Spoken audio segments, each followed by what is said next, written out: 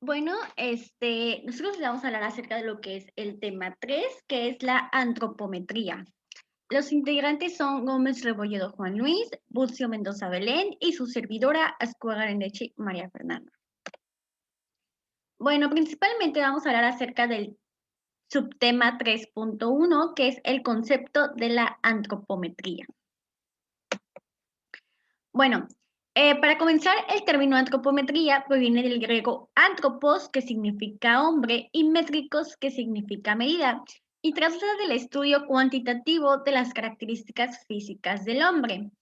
Esto quiere decir que es el estudio de las proporciones y medidas del cuerpo humano. Como les muestro aquí en la pantalla la imagen, se encarga en pocas palabras, como dije, de las medidas del cuerpo humano, como es la altura de la altura ingle, la altura codo, la altura ojo, la altura ojo sentado, la altura mitad hombro sentado, la anchura de los hombros, altura, la largura nalga punta, pie, etcétera. En la época griega, Policleto en el siglo V formuló un tratado de proporciones. A partir de estas proporciones, Vitruvio desarrolló el canon romano, que dividía el cuerpo humano en 8 cabezas. Y posteriormente, en el siglo XV, Leonardo da Vinci plasmó los principios clásicos de las proporciones humanas a partir de los textos de Vitruvio y lo plasmó en un dibujo que se observa la figura de un hombre circunscrito en un cuadrado y en un círculo, que es la imagen que podemos observar en pantalla. Eh, la antropometría permite crear un entorno de trabajo adecuado, permitiendo un correcto diseño de los equipos y su adecuada distribución, permitiendo configurar las características geométricas del puesto, un buen diseño de mobiliario, de las herramientas manuales, de los equipos de protección individual, etc. En definitiva, se trata de organizar y diseñar los puestos de trabajo determinando los espacios necesarios para desarrollar las actividades de manera que la persona pueda desarrollar su trabajo realizando todos los movimientos requeridos sin verse expuesto en posibles riesgos. Bueno, posteriormente pasamos a lo que es la distribución normal. La mayoría de las dimensiones del cuerpo humano, como la mayoría de los fenómenos naturales, se distribuyen normalmente, es decir, según la distribución de Gauss. Es de esperar que en una población razonable homogénea, la distribución de cualquiera de las dimensiones antropométricas es normal y por ello las estimaciones, los cálculos y en general cualquier tratamiento estadístico puede efectuarse según las propiedades de esta distribución, lo que es muy conveniente dada la facilidad que el tratamiento de la distribución supone. En este tipo de distribución, los valores más probables son aquellos que se acercan a lo que es la media.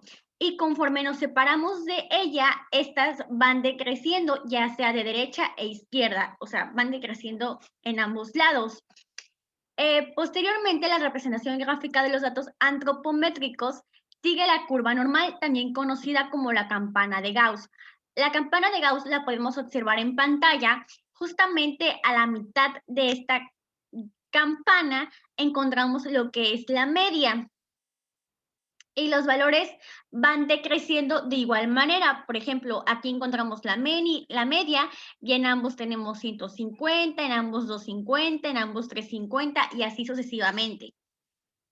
Esto quiere decir que para cualquier dimensión del cuerpo humano, por ejemplo, en este caso la estatura, la mayoría de los individuos se encuentra en torno al valor medio, extendiendo pocos individuos muy bajos o muy altos. Los percentiles. Un percentil expresa lo que es el porcentaje de individuos en una población, dada con una dimensión corporal igual o menor a un determinado valor. El percentil es una medida de posición. Si dividimos una distribución en 100 partes iguales y se ordenan de orden creciente de 1 a 100, cada punto indica el porcentaje de casos por debajo del valor dado. Es decir, que son valores que comprenden a un porcentaje determinado del conjunto de esta distribución. Así, el percentil 25, P25, corresponde a un valor tal que comprende a lo que es el 25% del conjunto de esta población y se considera, es decir, el 25% de los individuos, como había mencionado, de la población que se considera que hay. Para la variable de que se trate, un valor inferior o igual al P25 de esa variable.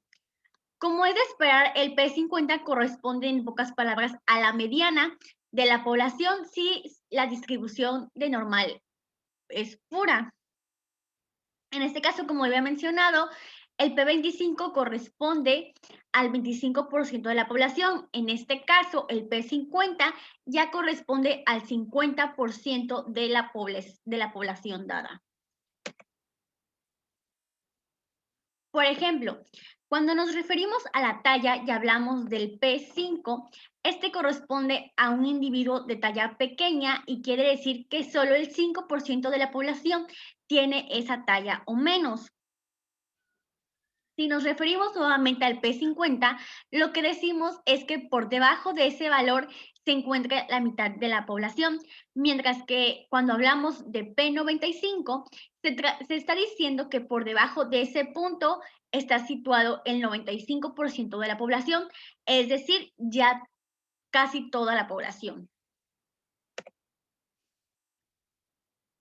Los percentiles más empleados en diseño ergonómico son el P5 y el P95, es decir, que se proyecta para un 90% de los usuarios. Sin embargo, cuando se trata de garantizar la seguridad del usuario, se emplea lo que es el P1 y el P99, que cubra la mayor parte de la población y solo deja afuera lo que es un 2%.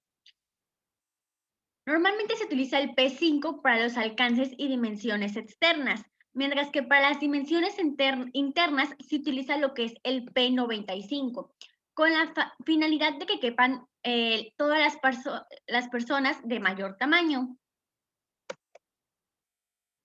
Bueno, posteriormente pasamos a lo que es la variabilidad humana. Las distintas medidas antropométricas varían de una población a otra, de lo cual se deriva la necesidad de disponer de los datos antropométricos de la población concreta objeto de estudio. Son muchos los parámetros que influyen, aunque podemos destacar algunos como lo que es el sexo, la raza, la edad y la alimentación.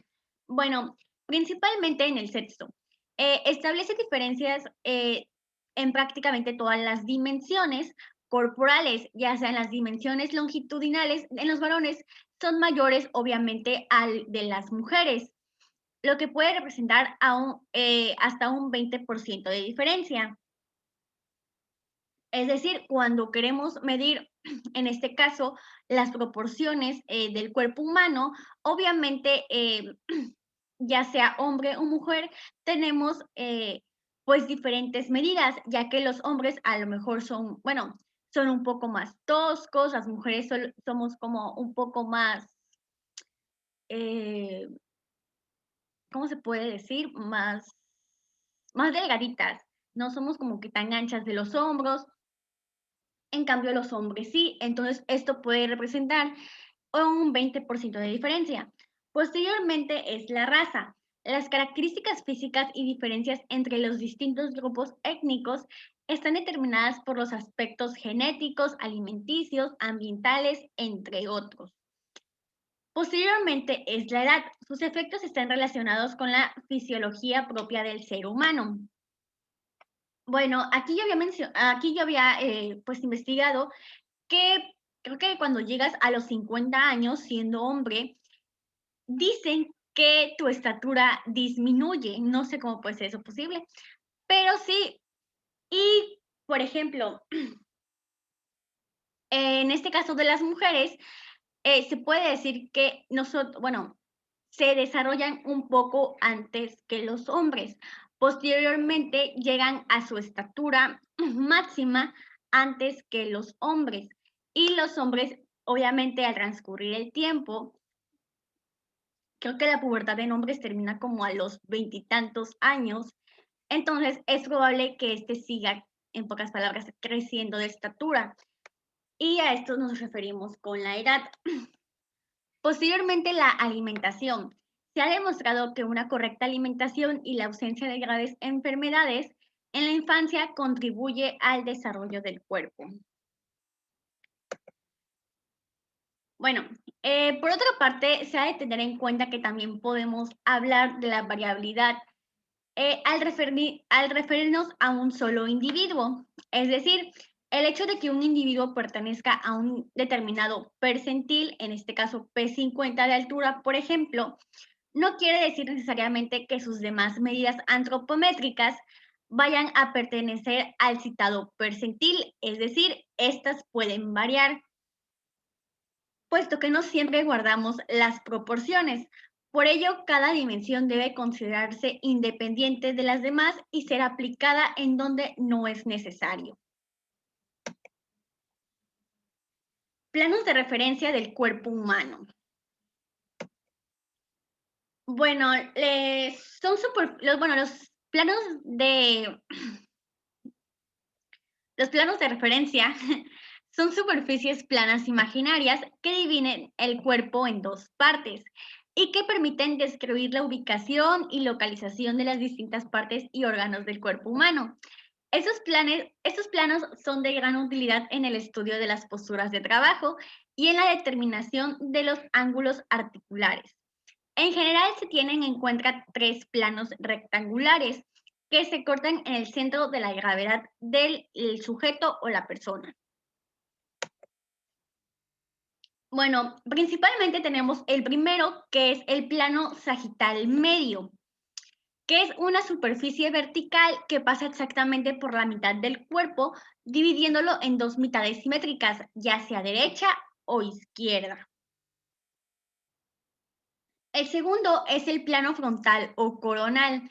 Es un plano también vertical en ángulos rectos respecto del sagital que divide el cuerpo en dos mitades, anterior o ventral y posterior o dorsal. Finalmente tenemos el plano horizontal o transversal. Este es perpendicular respecto a los dos anteriores y divide el cuerpo en dos partes, ya sea superior o inferior. Este plano sirve de referencia para asegurar una medida antropométrica, por ejemplo, la estatura, bien equilibrada, de forma que el individuo no tenga la cabeza demasiado erguida o baja, pudiendo de esta forma alterar los resultados de la medida. Es importante conocer los tipos de movimientos articulares del cuerpo humano.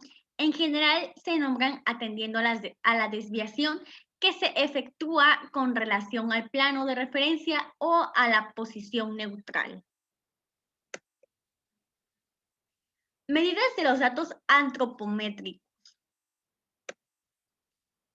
Para que los datos antropométricos obtenidos en un determinado estudio puedan ser comparados con los de otra población o con los de la misma población, pero tomados en otro momento, es importante medir dimensiones normalizadas con técnicas e instrumentos igualmente normalizados. No es menos importante que las personas que vayan a realizar las mediciones tengan un entrenamiento adecuado y un correcto conocimiento del método, puesto que si estas personas no son realmente capacitadas y lo hacen, se podría decir que al azar, obviamente las medidas no serán correctas y el estudio antropométrico nos dará un resultado erróneo. Los equipos de medida. Bueno, se utilizan diferentes instrumentos dependiendo de las dimensiones a medir. Entre los más empleados podemos destacar lo que es el antropómetro, calibres y pie de rey, cinta antropométrica, geniómetros, etc. Bueno, el antropómetro es una escala métrica con dos ramas, y una fija y otra que se desplaza, que se emplea para medir dimensiones lineales y al que se le puede acoplar reglas especiales para medir diámetros. El segundo es el calibre o pie de rey. Es similar, aunque se emplea para medir dimensiones relativamente muy pequeñas, se emplea para medir grosores, espesores y distancias entre puntos. Mediante piezas que se le pueden acoplar, permite dimensiones internas y profundidades. El compás de pliegues cutáneos, que es el plicómetro, se emplea para medir el panículo adiposo. Normalmente la lectura de esos instrumentos se hace sobre una escala que llevan grabado a lo largo de la pieza fija, aunque algunos ya incluyen una pantalla de cristal líquido que permite la lectura digital. También se emplea la cinta antropométrica para medir perímetros y para la localización del punto medio entre dos puntos anatómicos, y goniómetros y flexómetros, para medir los ángulos que forman las articulaciones. En principio, la medida directa en la que se proporcionan los valores más precisos de las dimensiones consideradas como ventajas, cabe destacar que el cuerpo es ligero y fácil de transportar, tiene un costo razonable y su manejo no es excesivamente complicado. Sin embargo, tiene ciertos inconvenientes, como que el proceso de la medida y su posterior registro es laborioso y requiere experiencia y cuidado, siendo por algo lento. Las tablas antropométricas. Se pueden encontrar distintas fuentes de datos antropométricos. La mayoría de estos estudios importantes sobre la antropometría aplicada en la ergonomía se realizaron en Estados Unidos y Europa en la década de los 60 hasta los 80. Durante este periodo se realizaron estudios tanto sobre la población en general como sobre los grupos específicos como población laboral, militares, conductores, operadores, mujeres, estudiantes, etc. Otra fuente de datos antropométricos importantes son las tablas que incluyen en normas técnicas dedicadas a estos aspectos. Probablemente constituyen la fuente de datos más fiable, ya que están siempre asociados a una población determinada y perfectamente definida, y a una aplicación concreta también definida en la norma.